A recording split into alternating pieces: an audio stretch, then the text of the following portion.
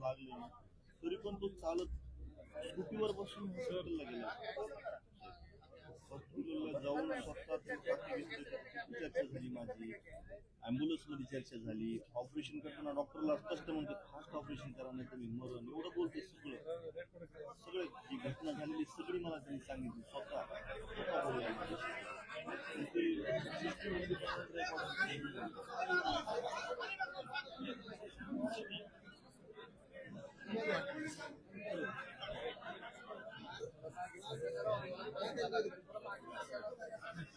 बोलायला जाऊ दे.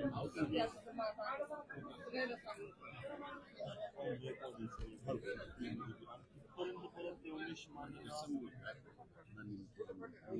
त्याला सोडवायला हॉटेल उमेश मानेचा त्याचं काय असेल जमिनीमुळे काय केलं आलं किंवा त्याचं आमच्या उमेश्वर आरोप समजा जमिनीतून उकळून लावायचं आणि त्याची जमिनी त्याची आपल्या भावाची 4 वर्ष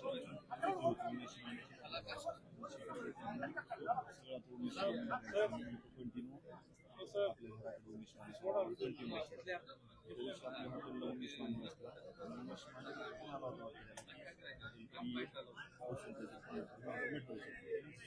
प्लॅनिंग केलं, अख्ख्या गावाला स्टेटस ठेवला की जे येणार नाही ह्या लढाईमध्ये मारण्यासाठी, म्हणजे त्या गावकऱ्यांचा कदमवाडी गावकऱ्यांचा उद्देशून केलं की न्यायाला उद्देशून गावाला स्टेटस आवाहन केलं.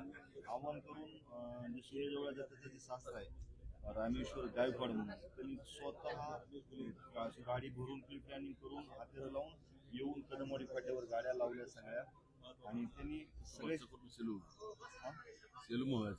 सुने जवळचा तर थांबून गाड्या साईडला ठेवून चालत आपलं हॉटेल आणि टाकळी फाटा 100 मीटर अंतर आहे. तिथून सगळे प्लॅनिंग चालत येऊन त्याने आले की उमेशवर अटॅक केला, उमेश मानेवर. मग हा तिथं सोडासोडी करायला गेला, हे सगळे तिथून पळायला लागले कारण मॉब भरपूर होता ना. आणि समोर आल्यानंतर आता सोडवताना प्रतिकार थोडा करतच नाही, त्यांनी डायरेक्ट काढून काढलं की त्यानं असंच धरलं आणि पळत आला. पळत तसंच स्कूटीवर बसून ह्यालाच धरून उमेश पळून गेला. त्याला मी मारल्यानं चांगलं त्याच्या वेळेचा हल्ला. माझी सगळी चुलत भाऊ तिथं स्पॉटवर येत बघायला, लहान एवढ्या पुढे तरी काय करणार. सगळं त्यांनी ठरूनच केलं ना, ठरून प्री प्लॅनिंग करून केलं, सगळ्या गावाला आव्हान करून हे करून. आणि हे पाठबळ दिल्यामुळे झालंय. तुम्ही टाकळीमध्ये कोणाला विचारा की कदमवाडी आपल्या असं टाकळी गावाला चुका पण ओलाडत नाही. आणि त्यांनी एवढं हे पण केलं नाही, सुनी जवळ प्री प्लॅनिंग करून आले ते सगळं सांगून बोलून सगळं ठरूनच आले होते.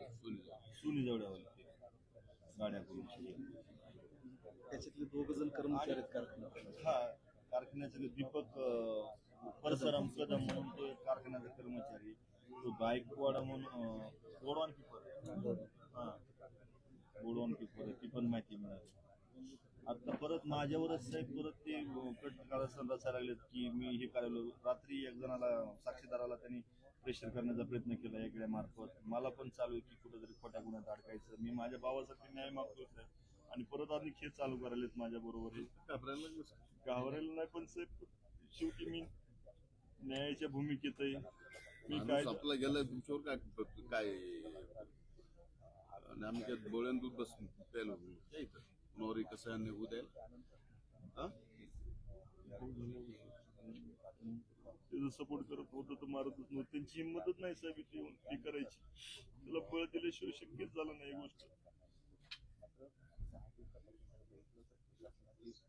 कुणाला मी माहिती विचारा त्या गावची टाकायचं काही कधीच वाद नाही विवाद आणि कधी त्यांनी शब्दही मोडला नाही कोणाचा.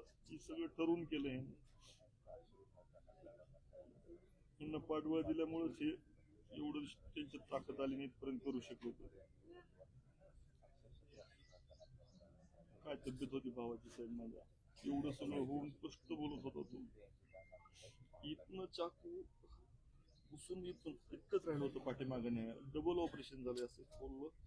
इकडनं पण असं हे शिवलं इकडनं पण शिवलं आणि उठून परत शुद्धीवर आलाय तो. शुद्धीवर येऊन माझ्याशी असं बोलण्याचा प्रयत्न केला, फक्त आवाज येत नव्हता ऑपरेशन झाल्यानंतर.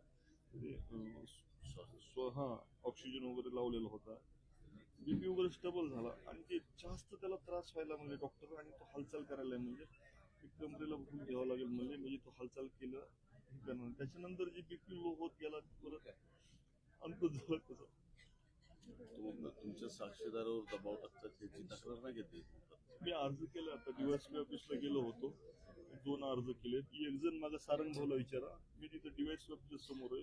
त्याचे काही कार्यकर्ते माझ्याकडे असे खुन्नस देऊन बघतात, असं असं करून. मी ओळखलं नाही, पण ते सारंग भाऊनी स्वतः बघितलं, तिथे माझ्या बरोबर आले होते ते. कोण होतं आम्ही उमेश मानेवर पण प्रचंड दबाव आहे. उमेश माने जो आहे त्याच्यावर पण दबाव आहे. तो पण कुटुंबासोबत थोडा सकाळपासून डीवायएसपी ऑफिसला आमची भेट झाली. त्यालाही आधार दिला पाहिजे. आणि आहे सगळे सांगितलं. आता बाहेर गेला त्याच्याकडे पण जायचं होतं. तो नाही येतो, नाही एसएसला गेला.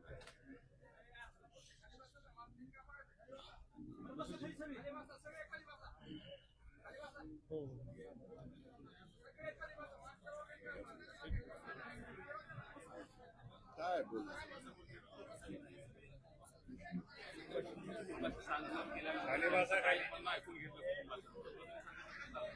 कुटुंबाचं जे म्हणणं आहे तुम्ही ऐकून घेतलंय ते त्यांच्या काय म्हणणं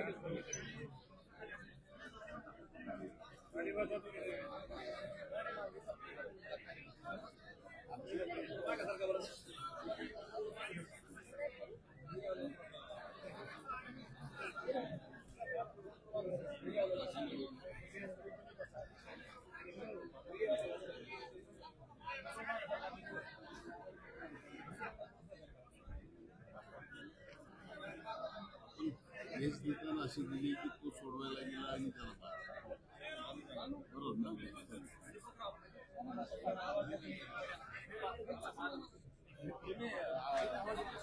जाणीवपूर्वक मारायचं, जाणीवपूर्वक मारणार. सोडवताना जी परिस्थिती काहीच नाही काहीच करण्यात आले होते, हात सोडवायला गेला होता. आपण ऍडव्होकेट वगैरे पण लावले. तुमचा अर्ज लागेल मला. हा अर्ज मला एक वकील पाहिजे. अर्ज पण करतो आम्ही. कोण तुम्हाला वकील पाहिजे? आनंद सिडकी म्हणून एकदा बाकीकडनं सहकार्य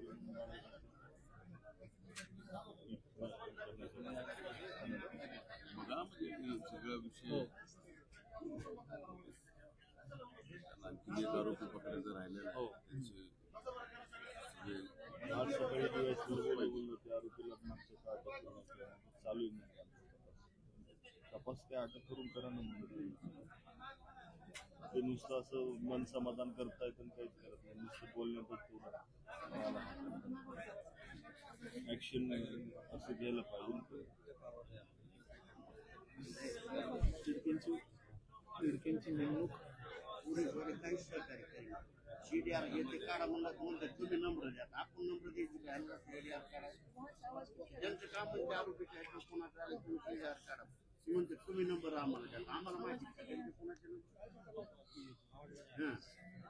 तुम्ही रिक्सर घ्या ना मागून कोणाचं कुठं नाही कुठं. ह्याच्यावर CDR वर तुम्हाला कळतंय कोण आम्ही सांगतो कोणाचा नंबर आहे काय.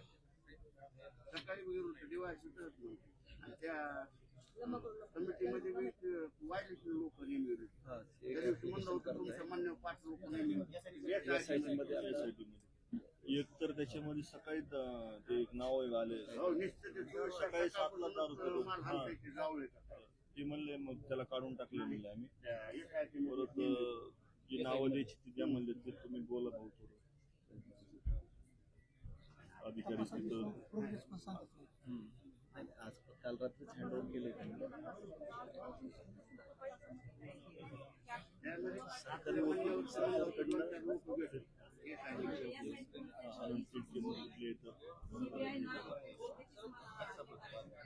सरकारकडनं 400 दाखल व्हायच्या अगोदर उद्याच्या डेटमध्ये अगर 100 पर्यंत त्या वकिलाला अधिकृत राहिलेले आरोपी अरेस्ट करण्यासाठी सर्व समाजानं प्रेशर केल्याशिवाय अरेस्ट होणार नाहीत साहेब. बरोबर. त्यांना म्हणलं अटक करा. ते म्हणतात नाही मी चौकशी बघतो. डायरेक्ट ह्या भाषेत बोलतो. बघू समाधान करतो.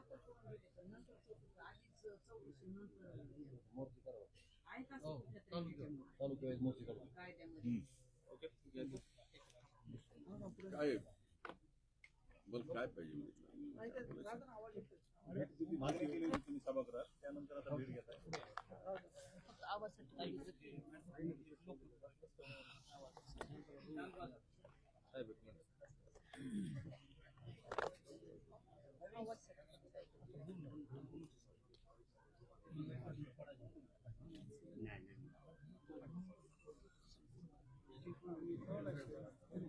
कैलासवासी विलास घुले यांच्या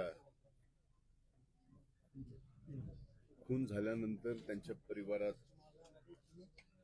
सांत्वनपर आज मी या ठिकाणी भेट द्यायला आलो. त्यांनी जी परिस्थिती सांगितली त्या परिस्थितीच्या अनुरूप चौकशी होऊन सर्वच्या सर्व आरोपी अटक होणं हे खऱ्या अर्थानं आज या कुटुंबाची पहिली मागणी आहे. खरं तर ही घटना एसटी समाजातला एक उमेश माने याला मारण्यासाठी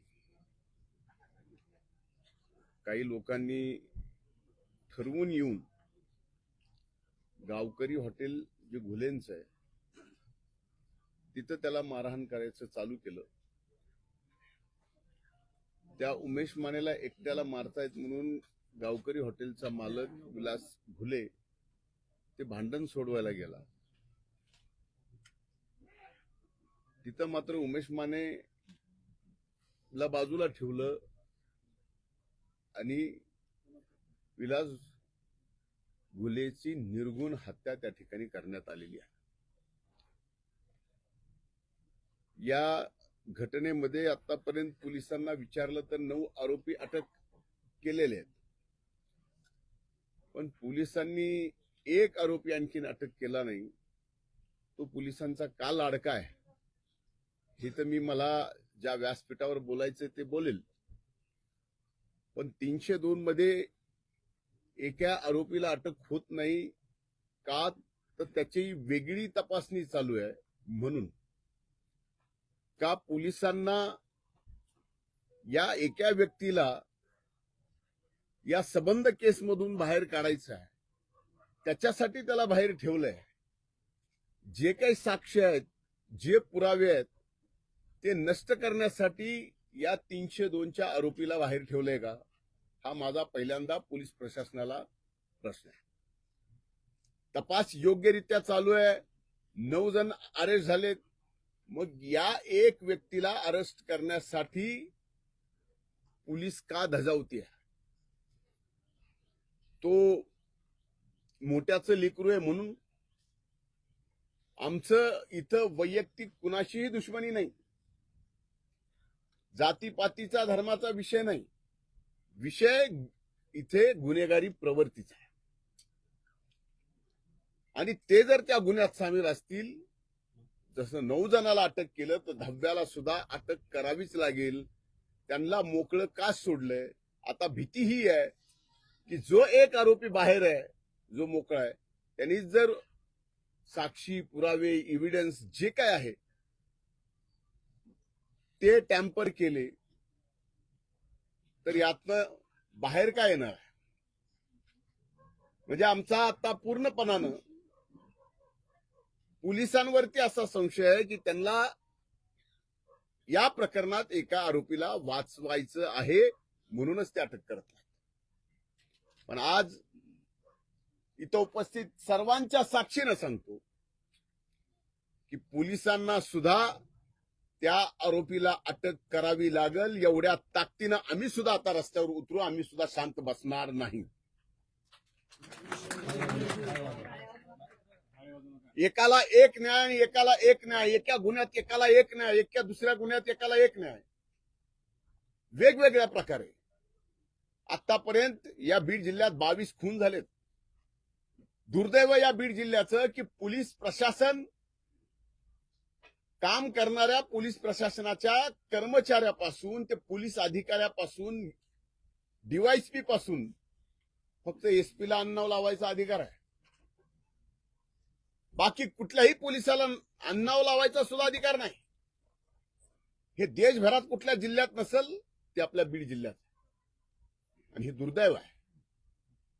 आम्ही या ठिकाणी पूर्णपणानं सामाजिक सलोखा जपून तशा पद्धतीचं कुठलंही कुणाचंही मन न दुखवता, कारण इथं तुम्ही ऐकलं असेल की या टाकडीचे आणि कदमवाडीचे किती चांगले, प्रत्येक माणसाशी प्रत्येक घराशी संबंध किती चांगले हे टाकळीकरांना माहिती आहे आणि कदमवाडीलाही माहिती आहे. मारायला दाखवायचं एकाला आणि खून करायचा एकाचा, आणि याचा सूत्रधार नेमका अनेक जणांनी साक्ष दिली आहे, पण त्यांना ती साक्ष पटत नाही पोलिसांना. मग नेमकी कुठली साक्ष पोलिसांना पाहिजे? या बाबतीत आम्ही हे प्रकरण अतिशय गंभीर्याने घेतलंय. अधिवेशनाच्या पहिल्या दिवशीच ही घटना घडल्यानंतर मी स्वतः सभागृहामध्ये हा मुद्दा काढला. या मुद्द्यावर अतिशय प्रखरपणे मी सभागृहात भांडलो, आणि आता राहिलेला एक आरोपी तो कुणाचाही असो, मला देणं घेणं नाही, कुठल्या जातीपातीचा असो, कुणाच्याही जवळचा असो, घेणं देणं नाही, पण न्याय हे सगळ्याला सारखा असला पाहिजे. आणि तो न्याय सगळ्याला सारखा मिळावा म्हणून पुन्हा एकदा मी विधानसभाचं अधिवेशन पावसाळी चालू आहे. सोमवारी पुन्हा हा विषय सदनामध्ये येणार आहे, आणि तिथं मात्र तिथंही मी स्वस्थ बसणार नाही. एका आरोपीचे लाड का, हा माझा प्रश्न आहे. हे सुद्धा माध्यमांनी आता आपल्या माध्यमातून विचारणं गरजेचं आहे. आजपर्यंत सभागृहात सुद्धा मी कुणाचं नाव घेतलं नाही, कुठल्याही आरोपीचं नाव घेतलं नाही. ज्याचा खून झाला त्याचंच फक्त नाव घेतलं. आणि आमच्या सगळ्यांची इच्छा आहे की शेवटपर्यंत याच्या जे